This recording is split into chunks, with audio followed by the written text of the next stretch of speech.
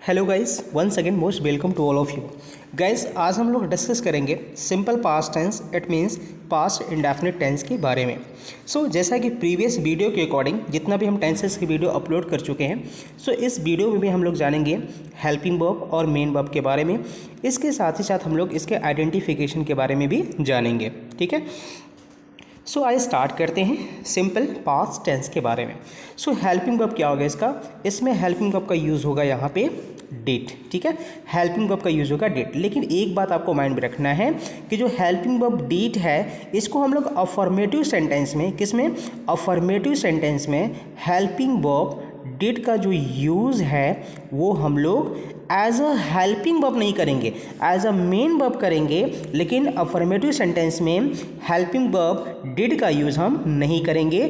ठीक है, as a main verb हम डिड का यूज करेंगे। ठीक है, इस बात को माइंड में रखना है।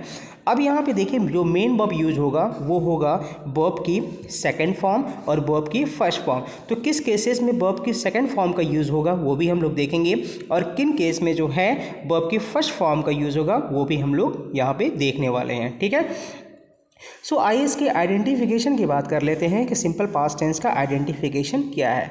फर्स्टली यहाँ पे गिवन है कि something that happened once in the past, मतलब ऐसा कोई एक्शन जो कंप्लीट हो चुका हो। कब? पास्ट में कंप्लीट हो चुका हो। ठीक है, कब कंप्लीट हुआ है? पास्ट में कंप्लीट हुआ है। समथिंग दैट हैपेंड, हैपन मतलब हुआ है, वंस इन द पास्ट, जो एक बार पास्ट में ख़त्म हो चुका है, उसको हम लोग क्या बोलेंगे? सिंपल पास्ट टेंस कहेंगे। एग्जाम्पल जैसे यहाँ गिवन है, आई मेट माई वाइफ इन 1983, मतलब 1983 में मैं अपनी वाइफ से मिला। अब ये जो काम है मिलने का वो पास्ट में समाप्त हो चुका है, ख़त्म हो चुका है, इसलिए सिंपल पास्ट टेंस में आएगा। ठीक है, अब देखिए अफर्मेटिव सेंटेंस है ये, तो अफर्मेटिव सेंटेंस में इसमें कहीं डिड का यूज नहीं किया गया है, बल्कि वर्ब के सेकंड फॉर्म का यूज किया गया है। ठीक है, आगे यहाँ पे गिवन है नेक्स्ट जो आइडेंटिफिकेशन है, सेकंड आइडेंटिफिकेशन है कि something that happened several times in the past, मतलब ऐसी भी कोई चीज़ जो कि पास्ट में कई बार हो चुकी है। सेवरल टाइम्स मतलब कई बार वो चीज़ें हो चुकी है पास्ट में। ठीक है,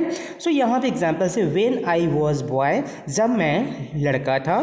ठीक है, I walked a mile to school every day, boy का मतलब है जब मैं छोटा था। ठीक है, मैं जो है a mile to school every day, में प्रत्येक दिन जो है 1 माइल स्कूल चल के स्कूल जाता था। ठीक है, I walked a mile to school every day. अब यहाँ पे क्या है, देखो ये जो काम कर जो एक्शन हो रहा है यहाँ पे सेवरल टाइम्स, मतलब कई बार ये काम पास्ट में हो चुका है। ठीक है, something that happened several times in the past. ऐसे भी आइडेंटिफिकेशन हमारे किस में आएगा? सिंपल पास्ट टेंस में आएगा, मतलब ऐसी कोई चीज़ जो पास्ट में कई बार हो चुकी है। ठीक है, आगे यहाँ पे देखेंगे नेक्स्ट आइडेंटिफिकेशन हमारा ये है something that was true for some time in the past, मतलब ऐसा कोई चीज़ जो कि पास्ट में या फिर बीते हुए कल में जो कि क्या था? ट्रू था। ठीक है, जैसे she played a lot of tennis, उसने जो है बहुत बार टेनिस खेला। व्हेन शी वॉज यंगर, जब वह यंगर थी। तो देखिए यहाँ पे क्या बताया जा रहा है कि जो यहाँ पे एक्शन है, ठीक है ना, वो पास्ट में जो है हो चुकी है। ठीक है, फिर से देख लेते हैं कि समथिंग दैट वॉज ट्रू, मतलब पास्ट में ये चीज़ें क्या थी? ट्रू थी। ठीक है, तो ऐसी भी चीज़ों को हम लोग सिंपल पास्ट में यहाँ पे एक्सप्लेन करेंगे। ठीक है, आगे यहाँ पे गिवन है नेक्स्ट आइडेंटिफिकेशन। नेक्स्ट आइडेंटिफिकेशन है व्हेन पास्ट शोइंग टाइम, मतलब अगर सेंटेंस में पास्ट शो करने वाला जो टाइम है, जैसे यस्टरडे, एगो, लास्ट, ये सब भी अगर सेंटेंस में ये सब वर्ड्स गिवन है, you have to understand that, आपको ये समझना है कि ये सेंटेंस जो है सिंपल पास्ट टेंस से बिलोंग कर रहा है। ठीक है, यस्टरडे होगा, एगो होगा, लास्ट होगा। जैसे यहाँ पे गिवन है लास्ट एग्जाम्पल है यहाँ पे, I received your letter yesterday. ठीक है, मैंने कल आपका लेटर प्राप्त किया। ठीक है, देखिए यहाँ पे क्या है? यस्टरडे का यूज हुआ है, that's why you have to understand that such sentence belongs to simple past tense. ठीक है, ये सेंटेंस सिंपल पास्ट टेंस से बिलोंग कर रहा है। ठीक है, आगे यहाँ पे देखते हैं नेक्स्ट आइडेंटिफिकेशन। नेक्स्ट आइडेंटिफिकेशन हमारा यहाँ है टू एक्सप्रेस अ हैबिट और कस्टम इन द पास्ट, मतलब ऐसी भी कोई हैबिट या ऐसा कोई कस्टम जिसको हम लोग पास्ट में एक्सप्रेस करते हैं। जैसे Gandhi ji always spoke the truth, ये गांधी जी की हैबिट है कि गांधी जी जो है हमेशा सच बोला करते थे। ठीक है, सो Gandhi ji always spoke the truth. ये एक ऐसा हैबिट है जिसको हम जो पास्ट में जो है एक्सप्रेस किया जाता है। ठीक है, मतलब किसी भी हैबिट को पास्ट में एक्सप्रेस करने के लिए भी हम सिंपल पास्ट टेंस का यूज़ करते हैं, तो ये भी हमारा आइडेंटिफिकेशन है।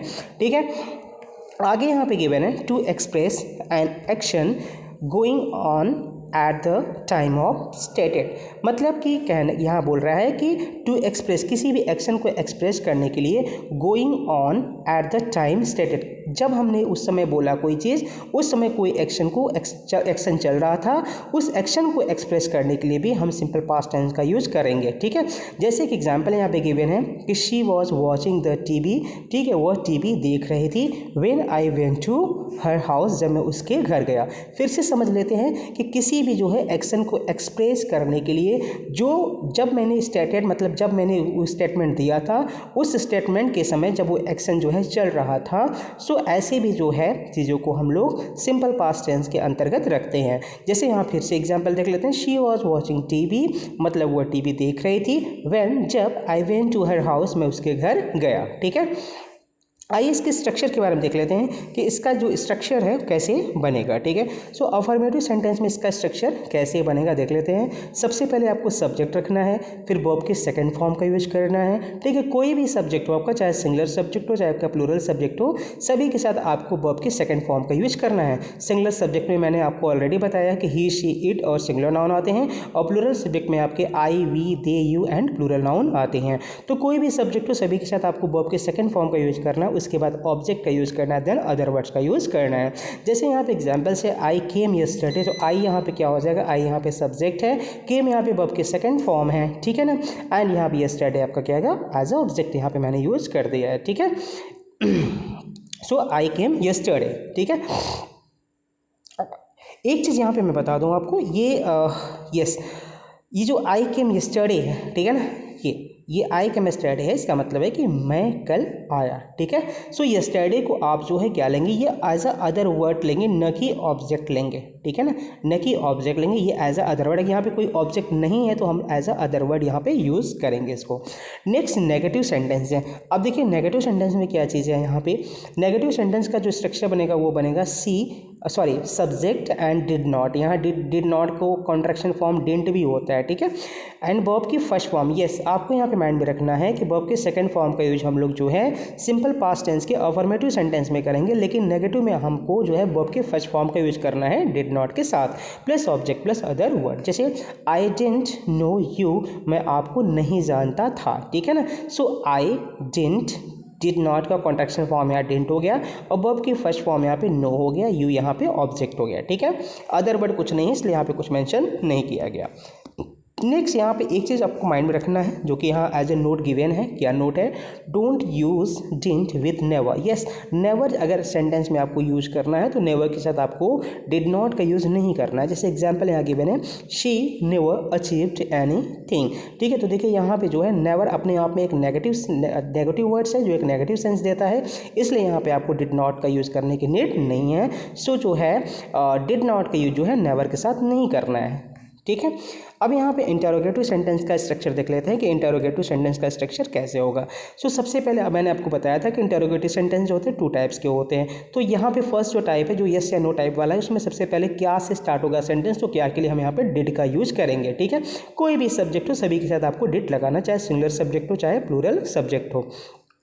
उसके साथ वर्ब के फर्स्ट फॉर्म का यूज़ करना है, देन ऑब्जेक्ट का यूज़ करना है, आफ्टर दिस अदर वर्ड का यूज़ करना है, और इंटरोगेटिव साइन का यूज़ यहाँ पे करना है।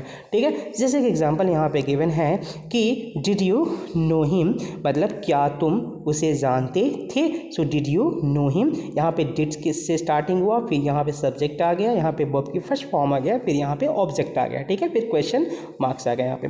अब देखिए दूसरा होता है डबल इंटरोगेटिव सेंटेंस, जिसमें जो है हम क्या करते हैं, जो क्वेश्चन पूछा जाता है उसका रिस्पॉन्ड हमेशा एक स्टेटमेंट में आता है। सो QW का मतलब है क्वेश्चन वर्ड लिखेंगे, फिर डिड का यूज़ करेंगे, आफ्टर दिस सब्जेक्ट, फिर वर्ब के फर्स्ट फॉर्म लगाएंगे, फिर ऑब्जेक्ट, फिर अदर वर्ड का यूज़ करेंगे, उसके बाद क्वेश्चन मार्क का साइन रहेगा। ठीक है, जैसे यहाँ पे गिवन एग्जांपल्स, व्हेन व्हेन क्या है यहाँ पे क्वेश्चन वर्ड है, ठीक है। फिर डिड का यूज किया, कोई भी सब्जेक्ट हो सभी के साथ आपको डिड का यूज करना है। यू यहाँ पे सब्जेक्ट हो गया, मीट वर्ब की फर्स्ट फॉर्म हो गया, ठीक है। And object your and other word क्या, सॉरी ऑब्जेक्ट आपका क्या हो जाएगा, योर वाइफ हो गया, ठीक है। So when did you meet your wife, आप अपने वाइफ से कब मिले, ठीक है। आप अपने वाइफ से कब मिले, तो ये आपका ये डबल इंटरोगेटिव सेंटेंस हो गया। इस तरीके से हम इसको जो है इसका फॉर्म करेंगे, ठीक है, फॉर्मेशन करेंगे। लेकिन यहाँ पे एक चीज़ आपको गिवन है, you have to keep in your mind that but questions with who often don't use it. बोल रहा है कि अगर कोई भी इंटरोगेटिव सेंटेंस जिसमें हु जो क्वेश्चन वर्ड है उसमें एडेड है, सो उसके साथ आपको क्या करना है, डिड का यूज नहीं करना है, ठीक है। हु के साथ वर्ब के सेकंड फॉर्म का यूज कर देंगे, उसके बाद जो है ऑब्जेक्ट जो भी होगा या अदर वर्ड जो भी होगा उसको हम यहाँ पे नोट डाउन करेंगे। जैसे हु डिस्कवर्ड पेनिसिलिन, पेनिसिलिन का खोज किसने किया, ठीक है। तो यहाँ पे डिड लगाने का कोई मतलब नहीं है, डिड अगर आप लगा देंगे तो सेंटेंस रॉन्ग हो जाएगा।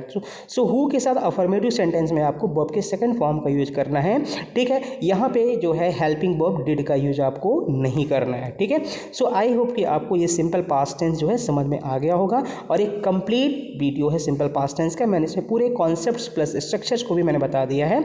So thank you so much.